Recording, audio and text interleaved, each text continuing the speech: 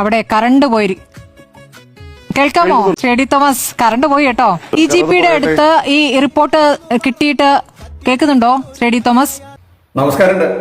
നമ്മുടെ സ്മൃതി പരുത്തിക്കാടില്ലേ, ആ സ്മൃതി പരുത്തിക്കാട് പോലും നമ്മുടെ മുഖ്യമന്ത്രി സതീശൻ സാറിനെയും ഈ മന്ത്രിസഭയെയും തള്ളി പറയാൻ തുടങ്ങിയെന്ന് പറഞ്ഞാൽ മലയാളിക്ക് വിശ്വസിക്കാൻ പറ്റുമോ? അരിയാഹാരം കഴിക്കുന്ന ഒരു മലയാളിയും അത് കേട്ടാൽ വിശ്വസിക്കില്ല എന്നാണ് ഞാൻ കരുതുന്നത്. ഏറ്റവും അവസാനത്തെ ഒരു മലയാളി സതീശൻ സാറിനെയും ഈ മന്ത്രിസഭയെയും തള്ളിപ്പറയുന്ന അവസാനത്തെ മലയാളിയായിരിക്കും സ്മൃതി പരുത്തിക്കാടെന്നൊക്കെയാണ് നമ്മളൊക്കെ വിശ്വസിച്ചിരുന്നത്. എന്നാൽ അങ്ങനെ ഒരു സിറ്റുവേഷൻ വന്നോ എന്ന് സംശയം തോന്നുന്ന രീതിയിലാണ് ഇപ്പൊ ഈ കാര്യങ്ങളുടെ കിടപ്പേട്ടോ. നമുക്കറിയാലോ, കഴിഞ്ഞ 10 വർഷം പിണറായി ഭരിച്ചുകൊണ്ടിരുന്നപ്പോൾ ആ സർക്കാരിനെ തടയിറക്കാൻ വേണ്ടി രാപ്പകൽ അധ്വാനിച്ച കുറേ മാധ്യമ പ്രവർത്തകരുണ്ട്. അക്കൂട്ടത്തിൽപ്പെട്ട ഒരാളായിരുന്നു സ്മൃതി പരുത്തിക്കാട് എന്ന് പറയണം. അവരിൽ ഏറ്റവും മുമ്പന്തിയിൽ നിന്നിരുന്നു എന്നുകൂടി നമുക്ക് വേണമെങ്കിൽ പറയാം. കാരണം ഇവരുടെയൊക്കെ രാഷ്ട്രീയം വെളിപ്പെടുന്ന ഒരു പ്രോഗ്രാമാണ് ഏത്, നമ്മുടെ റിപ്പോർട്ടർ TVയിലെ ഈ എഡിറ്റേഴ്സ് മീറ്റ്.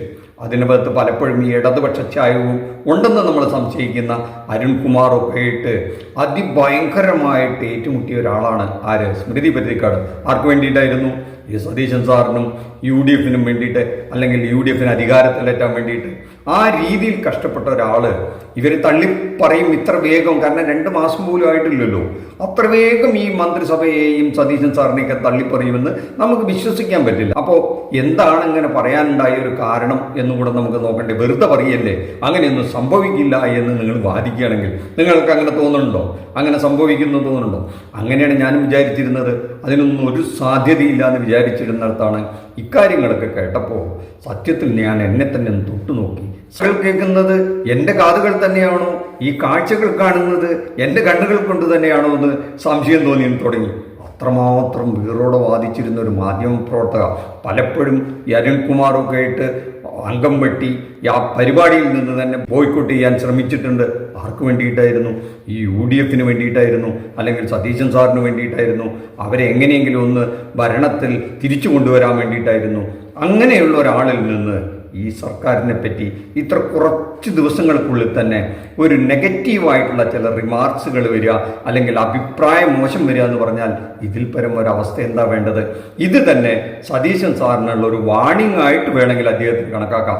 കാരണം മലയാളികളെല്ലാം തള്ളിപ്പറഞ്ഞാലും അങ്ങനെ തള്ളിപ്പറയുന്ന അവസാനത്തെ ആളായിരിക്കും ഈ മാധ്യമ പ്രവർത്തക എന്നാണ് നമ്മളൊക്കെ വിചാരിച്ചിരുന്നത്. അതുകൊണ്ടാണ് സതീശൻ സാറെ ജാഗ്രത എന്ന് മാത്രമേ പറയാനുള്ളൂ. നിങ്ങൾ ഇതൊക്കെ കേട്ടിട്ട് ഇതൊക്കെ വെറുതെ പറയുകയാണെന്ന് ചോദിക്കരുത്. നിങ്ങൾ തന്നെ കേട്ട് നിങ്ങളുടെ കണ്ണിനെയും കാതുകളെയും വിശ്വസിപ്പിക്കുക. ഒന്ന് കേട്ടു നോക്കൂ, കണ്ടു നോക്കൂ. ജനങ്ങൾ തിരഞ്ഞെടുത്തതാണ് എന്നെ, ജനങ്ങളുടെ പിന്തുണയോടുകൂടിയാണ് ഞാൻ മുഖ്യമന്ത്രിയായത്. എനിക്ക് ഈ പറഞ്ഞ പാർട്ടിയിൽ നിന്നും വേണ്ടത്ര പിന്തുണ കിട്ടിയിട്ടില്ല എന്നൊരു തോന്നൽ ഒരുപക്ഷെ മുഖ്യമന്ത്രിക്ക് ഉണ്ടായിരിക്കാം. അപ്പോൾ ജനങ്ങളുടെ പിന്തുണയോടെ ഞാൻ മുന്നോട്ട് പോകുമെന്നാണ് അദ്ദേഹം കരുതുന്നത്. പക്ഷേ അദ്ദേഹം വാർത്താ സമ്മേളനത്തിൽ ഉപയോഗിക്കുന്ന ഭാഷയോടും അദ്ദേഹം നടത്തുന്ന പ്രതികരണങ്ങളോടും എനിക്കും അത്ര യോജിപ്പൊന്നുമില്ല. കേട്ടല്ലോ സതീശൻ സാറെ, സ്മൃതി പരുത്തിക്കാട് പറയുന്നത് കേട്ടല്ലോ. ഇതുവരെ സാർ പറഞ്ഞിരുന്ന എന്തിനേയും കണ്ണടച്ച് പിന്തുണച്ചിരുന്ന ഇപ്പൊ സ്മൃതി പരുത്തിക്കാട് പറയുന്നു സാറ് പറയുന്ന പലതിനോടും യോജിപ്പില്ല എന്ന്. അതെന്തൊക്കെയാണെന്നും കൂടെ സാറിന് ചില സൂചനകൾ നൽകുന്നുണ്ട്. അതുകൂടെ സാർ കേട്ടു നോക്കും. അദ്ദേഹം പറയുന്ന പല കാര്യങ്ങളും ഇപ്പോൾ KSUവിന്റെ കാര്യത്തിൽ KSU പറഞ്ഞാലല്ല തീരുമാനമെടുക്കുന്നുള്ള കാര്യം നമുക്കറിയാം. അവരാണോ അത് തീരുമാനിക്കുന്നത് എന്നതല്ലാതെ അത് വേറെ രൂപത്തിലും അത് അവതരിപ്പിക്കാൻ കഴിയും. അതിനു പകരം അവരാണോ അത് തീരുമാനിക്കുക എന്ന് പറയുമ്പോൾ സ്വാഭാവികമായും അതൊരു പ്രതിഷേധമായി വേറെ രൂപത്തിൽ ഉയർന്നു വരികയാണ്. അപ്പൊ ഇതാണ് സാറേ വിഷയം. നമ്മുടെ സ്മൃതി പരുത്തിക്കാട് മേഡത്തിന് ഈ KSU പിള്ളേരോട് സാറ് കാണിച്ച ആ നിലപാടുണ്ടല്ലോ, അത് തീരെ പിടിച്ചിട്ടില്ല. ഗവൺമെന്റ് ലീഡർമാരുടെ ആ നിയമനവുമായി ബന്ധപ്പെട്ട് KSU ഉയർത്തിയ ചില ആക്ഷേപങ്ങളുണ്ടല്ലോ. സംഘിക്കാർക്കാണ് അപ്പോയിന്റ്മെന്റ് കൊടുക്കുന്നത്, ഇത്രയും കാലം തല്ലും മടിയും കുത്തുമൊക്കെ ഈ സർക്കാരിനെ ഭരണത്തിലേറ്റാൻ വേണ്ടി കൊണ്ടുവന്ന ഞങ്ങളുടെ കാര്യം കട്ടപ്പുകയാക്കി ഇന്നലെ വരെ ഇതിനെ എതിർത്തുകൊണ്ടിരുന്ന, നമ്മുടെ രാഷ്ട്രീയത്തെ എതിർത്തുകൊണ്ടിരുന്ന സംഘികൾക്കാണ് നിങ്ങൾ അപ്പോയിൻമെൻറ്റ് കൊടുക്കുന്നതെന്നൊക്കെ പറഞ്ഞപ്പോൾ സാറിന് സംഘികളോടാണോ പ്രേമം എന്നൊക്കെ പറഞ്ഞ ഒരു കാലഘട്ടത്തിൽ ഈ സംഘികൾക്ക് വേണ്ടി സാറ് പ്രവർത്തിക്കില്ല എന്നും സാറിന് വലിയ മതേതര സ്വഭാവമാണെന്നൊക്കെ വീറോടെ വാദിച്ചൊരു മാധ്യമപ്രവർത്തകയാണ്.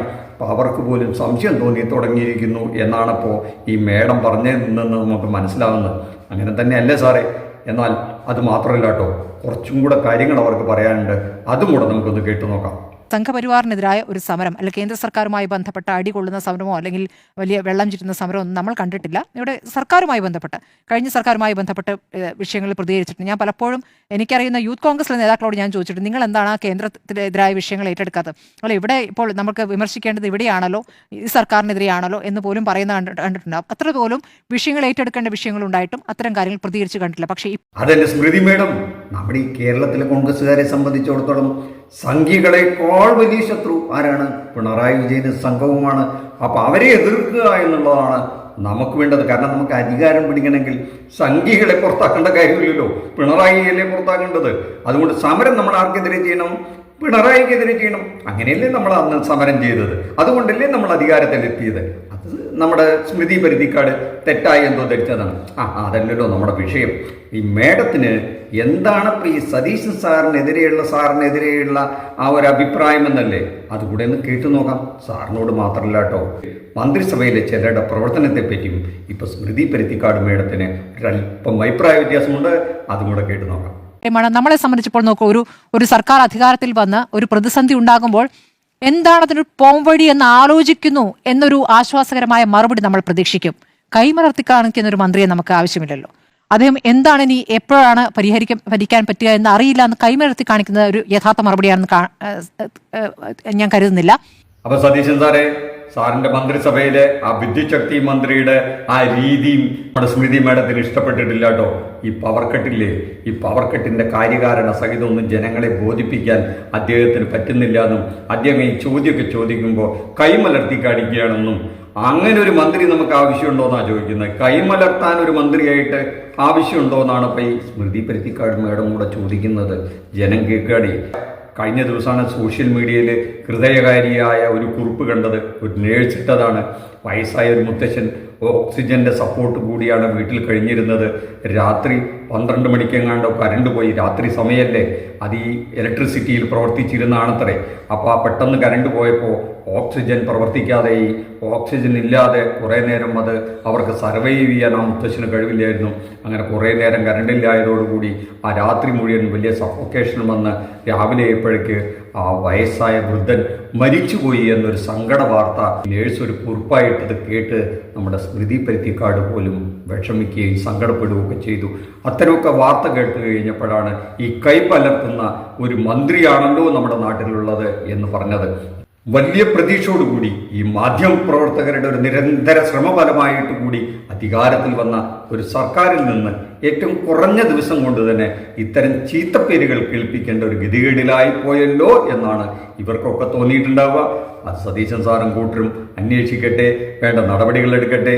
നമ്മുടെ കേരളത്തിലെ ജനതയ്ക്ക് നല്ല നാളുകൾ ഉണ്ടാവട്ടെ എന്ന് മാത്രം ആശിച്ചുകൊണ്ട് നമുക്ക് മറ്റൊരു വിഷയവുമായി മറ്റൊരു എപ്പിസോഡിൽ കാണാം. ഈ ചാനൽ ഒന്ന് സബ്സ്ക്രൈബ് ചെയ്ത് വെച്ചോളൂ കേട്ടോ. Thank you.